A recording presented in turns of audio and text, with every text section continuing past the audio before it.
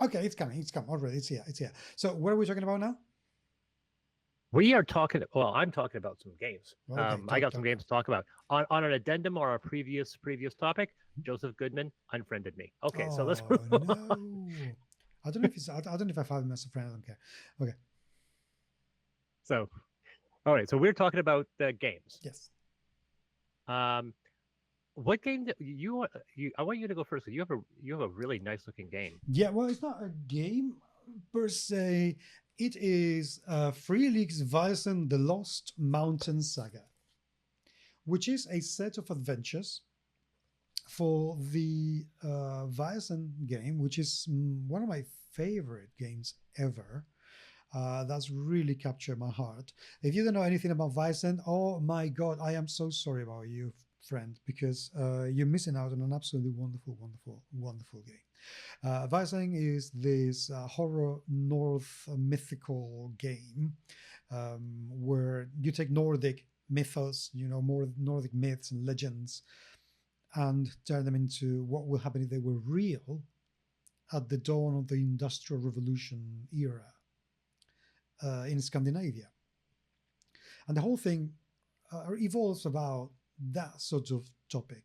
And the Vaesen are these mythical creatures that are capricious, sometimes evil, sometimes good, always mysterious, and incredibly difficult to please.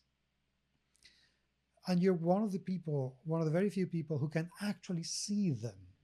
Now, this is something similar to a cosmic horror game, um, except in a cosmic horror game, Cthulhu kind of game, when you see one of the creatures, that's it.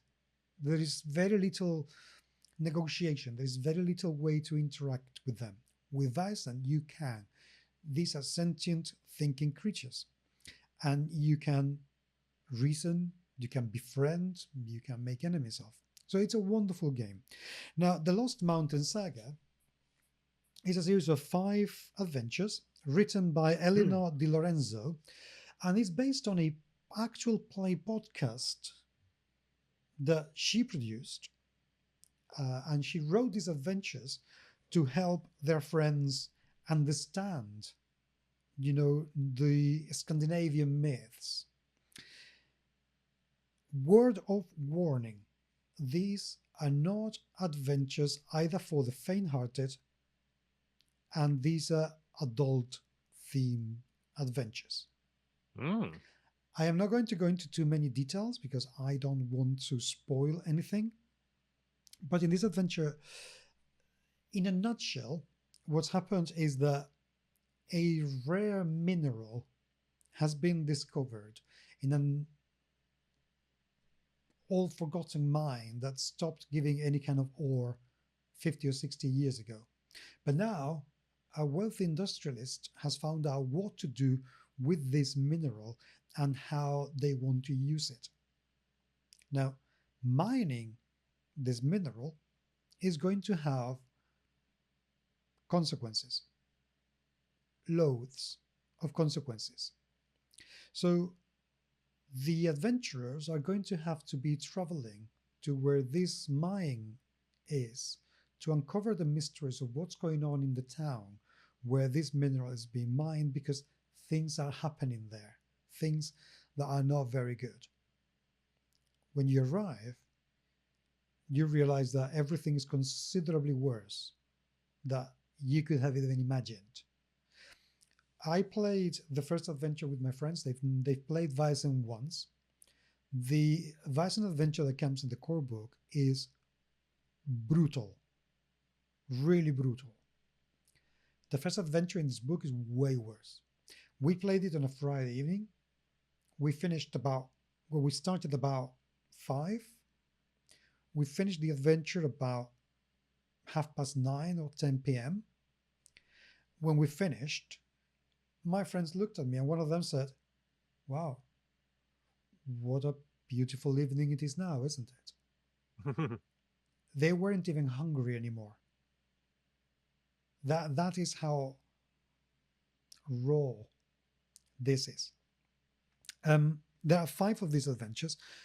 Not all of them have the same level of brutality to it. The second adventure, for example, is very light-hearted. It's very much in contrast with what the first adventure was. But then we go back into really brutal scenarios with witches and giants and headless monsters. If anything, it's worth reading this because of the story itself. The adventures are presented in a very sandboxy kind of way. You are given a countdown to disaster, and that is something I really like. So if X amount of time happens and the players haven't discovered so and so, the first step takes place toward disaster. And then the second, unless they avert something else.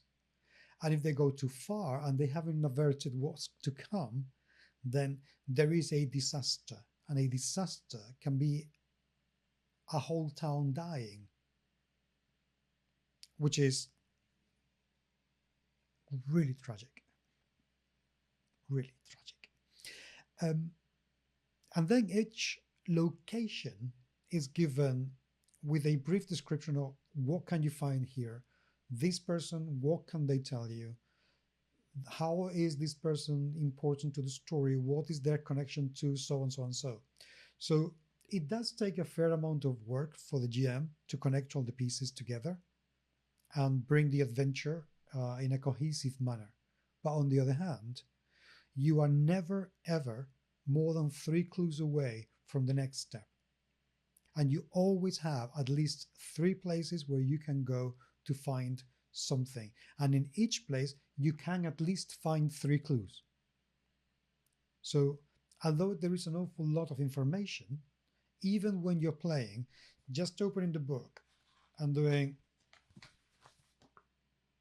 oh, okay, so fine, this is what happens.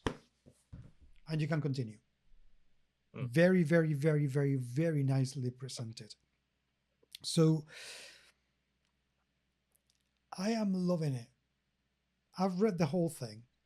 We have played one of the adventures, and we are going to start the second adventure this coming Thursday. And my friends are absolutely loving it. There are some truly memorable NPCs.